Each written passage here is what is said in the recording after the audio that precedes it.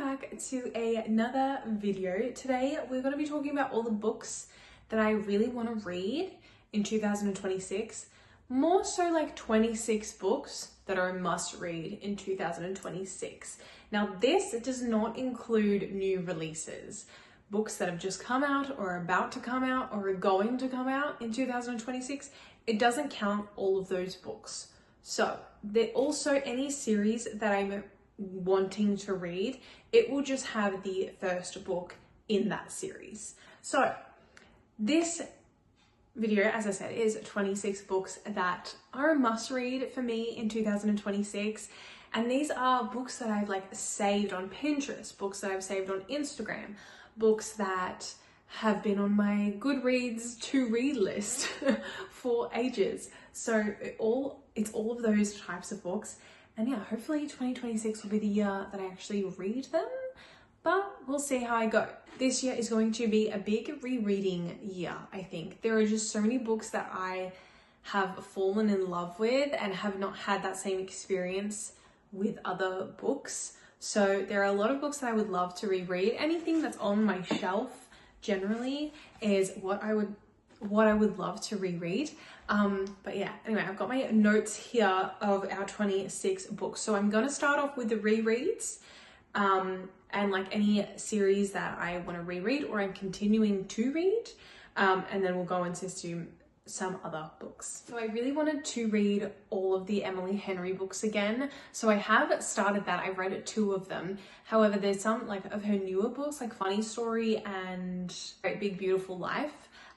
With things that have been recently released, so I do remember them quite well, so I'm not going to worry about those 2. However, I would love to reread Beach Read.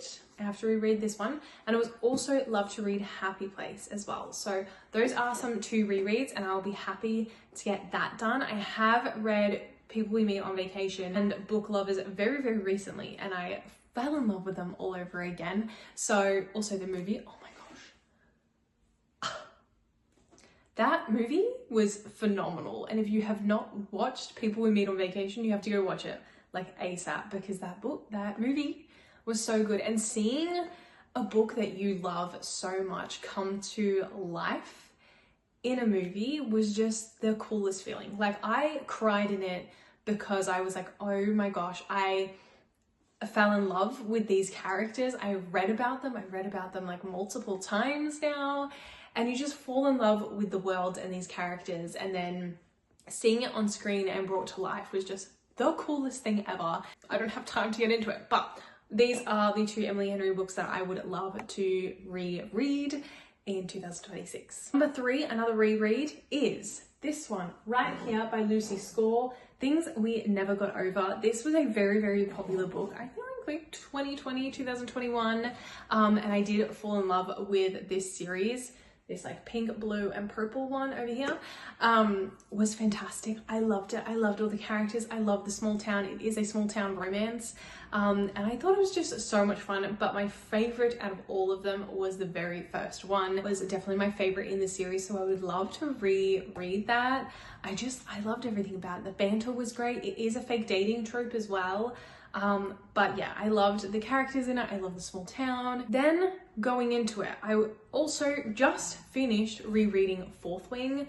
Oh, it was so good. I didn't need to read like the whole series again, but that book, the Fourth Wing, the very first one, has been my favorite out of all of them. And it was so good. And experiencing it the second time, kind of knowing what was going to happen, just made it so much better. That first time you read a book is amazing and you have no idea what's around the corner and you have no idea what's going on, and it's so cool. But then the second time that you're rereading it, you just fall in love with everything all over again, and knowing what's kind of coming makes it sometimes better. So I just finished rereading that. That was my first book of 2026. Another one, same fantasy genre, is the Powerless trilogy. Here she is in all her glory. So I was like, oh, I'll just read the first book. But then I was like, you know what? I freaking loved this series. This is my all-time favorite series, I think, especially in like the romantasy genre. Phenomenal.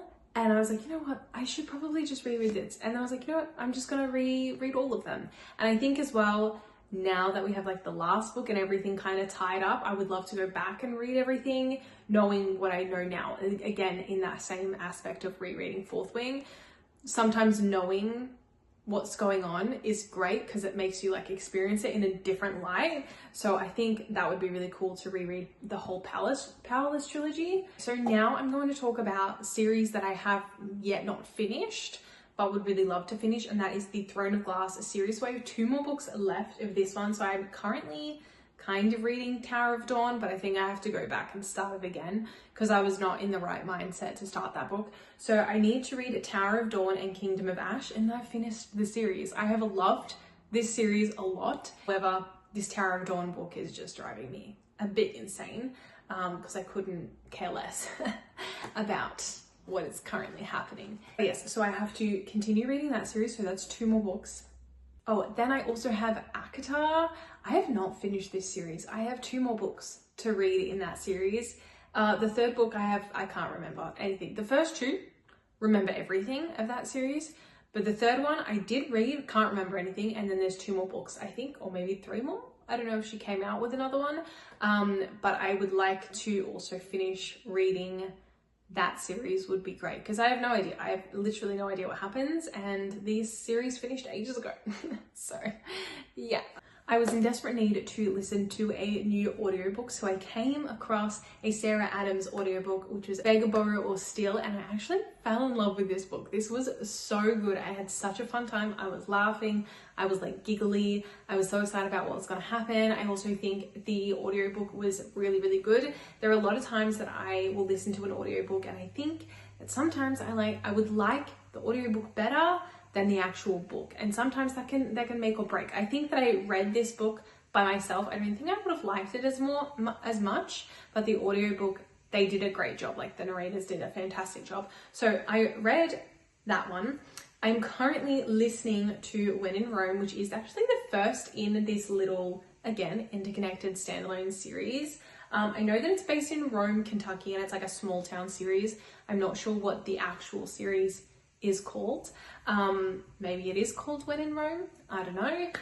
But we have a few more to read in this series. So I'm currently reading When in Rome, which is the first book in the series. Then I also need to read Practice Makes Perfect, which is the second one in the series. The 3rd one, of course, which is Beg, Borrow and Steal, and the 4th one that just came out and is the final one in the series is In Your Dreams. So all of these are by Sarah Adams, and they're all based in Rome, Kentucky, and there's kind of like a little family, and it follows each character in that family in this small town. Okay, I recently discovered the power and beauty of Abby Jimenez, and I didn't realize that there was an interconnected standalone series, and that is the Part of Your World series. I just started reading all of these books by themselves. You know, you can do that, of course, in interconnected standalones. You don't have to read them in any order whatsoever, but it's kind of cool because then everyone's interconnected, obviously, and you know what's happening in everyone's lives. However, I did not start at the very start of the Part of Your World series, which is the Part of Your World book. So I have read the rest in that interconnected standalone series, but I need to read Part of Your World, which I did buy recently. Jimenez Part of Your World book. So I'm sure this is going to be my next read after the book that I'm currently reading. I think this will be my next one. I would love to finish this series and get that done, but I have loved every minute of this, and I'm very interested to see how this book is gonna go. It should be good. They're all, as I said, all interconnected standalones. Yeah, so what do we even have? I haven't even read the blurb of this yet. Alexis Montgomery has her world turned upside down. The cause Daniel Grant, a ridiculously hot carpenter who's 10 years younger than her, the complete opposite of sophisticated city girl Alexis, and yet their chemistry is undeniable. So while her ultra-wealthy parents want her to carry on the family legacy of world-renowned surgeons, Alexis doesn't need glory or fame. She's fine with being a mere ER doctor. And every minute she spends with Daniel and the tight-knit town where he lives, she's discovering what's really important. Okay, kind of cool. All right, so we have like a carpenter guy meets a doctor in a small town. I'm guessing small town romance. Although she says city. So I don't know. I don't know how they meet up, but yeah, I'm excited. Okay, so that's all of our rereads. That is all of finishing the series that we are currently reading. And then now we're going on to just the standalone books that I would like to read and that I've been trying to kind of read for the last 2 years, but that has not happened. So this year is going to be the year that I read them. So what have we got? We got The Fallen Academy, which is another series. So The Fallen Academy is a dark academia type of series, which, you know, I've struggled with academia books. However, this one sounds kind of good, and I think that I will be interested in it, considering it's like an angel demon conflict. I think I'm kind of liking this supernatural element to the book. So we have dark academia vibes, we have supernatural stuff, and also some romance in there, and it kind of sounds good. The series that I would love to start reading is The Selection. Now my sister has all these books, one of my best friends have this whole books. They love it. I don't know how many books my sister has read. However, she has loved it as well. This is a YA dystopian romance, selection, I guess, of these young girls. So there's 35 girls to compete for the heart of Prince Maxton and the chance to become the next queen, all while navigating a strict caste system and political unrest. The story follows American singer who reluctantly enters the contest, leaving her secret love, Aspen, to find herself caught between a forbidden romance and a potential future with the prince, all set against a backdrop of rebellion. So that should be good. There is a lot of books in this series, I'm pretty sure. There is at least like 6, I think. But it sounds interesting. I don't like much politics, so I'm hoping that it doesn't have as much politics in it. I don't know. We're going to read the first book in the series, and see how we go. But a lot of people love them and a lot of people rave about this series, so I'm hoping it'll be good and something that I will enjoy. But another series in the same kind of vein as The Selection is the Spark of the Everflame series that I would really like to read. A lot of people say that if you like the Powerless trilogy, then you will like the Spark of the Everflame series. So these books are big though, they're pretty chunky. Anyway, so we have Spark of Everflame is about a young healer in a world ruled by cruel demigods who uncover secrets about her past after her mother disappears, forcing her into the dangerous world of royal politics and rebellion to save her family and mortal kind, all while navigating a slow burn enemies to lovers romance, of course, with the King's Heir. It's the first book in the Kindred's Curse saga. Okay, that's what it is. An epic fantasy romance filled with political intrigue, unique magic, and a fight against oppression. So kind of same vibe. They're not really competing for the King's Hand, but same romance, politics, healer, demigods, whatever. All of that same category, I suppose. And there are 2 books in that series, I think, so far. So that is another series that I would love to start reading at some point. Now, a romance series that I would like to get into is the Lakefront Billionaire series. I don't know what it is about this series. I picked up the second book, I think, Love Unwritten. I looked at it and it's like this thick. She's thick, and I'm kind of like, what do you have to say about this romance story? So I just want to read it to know why on earth it's that big, and why. Like, what do you have to say? I'm so interested. And then there's a second one in the series. So I would like to read this just because I'm interested. I have been saving for a very long time, so I would love to finally read it. And that is Our Infinite Fates.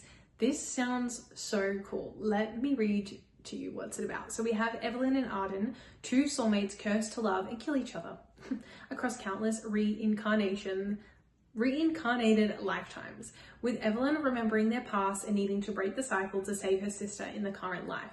It's a high concept story exploring themes of love, lost destiny, and identity. Yeah, it sounds so interesting, and the fact that they are cursed to love and hate each other, cursed to love and kill each other in every single lifetime, I'm like, how is this ever going to work out? So I'm very interested in that. That sounds really good. Then we also have an indie author. This book sounds really good, and I heard about it through someone else that received the book on YouTube, and that is Salt Mist. So we have imprisoned and stripped of her memories, Nadia is trapped in a constant fight for survival. As a half-human, half-siren, caught between ruthless leaders and the evil Siren Queen, Nadia must navigate a deadly web of betrayal, power, and bloodshed. So with the offering to the hollow fast approaching, she faces a grueling series of trials that will force her to master her untapped abilities and forge allegiances with enemies who may not be what they seem. But as loyalties shift and dark secrets surface, can she tell friend from foe? I think I really liked this because they have the trials, and for some reason I love a trial in something. So like in the Powerless trilogy, we had a lot of trials. In Fourth Wing, we have like the gauntlet, the parapet, like all of this stuff to try and get to somewhere. So I don't know why, but trials really interest me. So this should be an interesting read, and again, one that I have saved on Goodreads for a long time, so I'd like to finally get to it. The last two to finish off this video are both two Christian reads I would really like to read. I'm trying to get more into reading like Christian romances and stuff, which should be interesting, but I'd like to see how they write. I am yet to come across a good one. However, these two books went quite viral in the Christian community, which is crazy because this one in particular is 10 years old. And I think that people are just kind of finding out about it now. Can a Canaanite harlot who made her living enticing men be a fitting wife for a leader of Israel? Shockingly, the Bible answers yes. So this is, oh, it is about Rahab. I was right. Oh my goodness, that's so funny. So this is called Pearl in the Sands. This is called Pearl in the Sand, and it includes an untold story of Rahab's journey from lowly outcast to redeeming child of God. Rahab's home is built in a wall that fortifies and protects the city of Jericho. However, other walls surround hers too, walls of fear, rejection, and unworthlessness. Years of pain, betrayal have wounded Rahab's heart. She doubts whether her dreams of experiencing true love will ever come true. Also have Jewel of the Nile. So this one is historical fiction novel about Charlene, a young woman from the ancient kingdom of Kush, or modern day Sudan, who embarks on a perilous journey to Rome to find her long lost father, uncovering family secrets, forbidden love and adventure, all while navigating the worlds of the powerful kingdom and the Roman Empire with themes of faith, healing and destiny. So yeah, these are all of the 26 books that I would absolutely love to read in 2026, and are kind of the main ones that I'm trying to tick off my list of to be read books. There are plenty of books to come this year. Some of them that I cannot wait, some of my anticipated releases, which I will talk about in another video, of books that are coming out this year that I also cannot wait to get my hands on. Anyway, I hope that you have enjoyed this video. Please let me know some of your books that you would absolutely love to read in 2026. Please don't tell me 26 of them, but I would love to know at least some of them. Yeah, I'm always open for some more book recommendations. I will see you next week. Alright?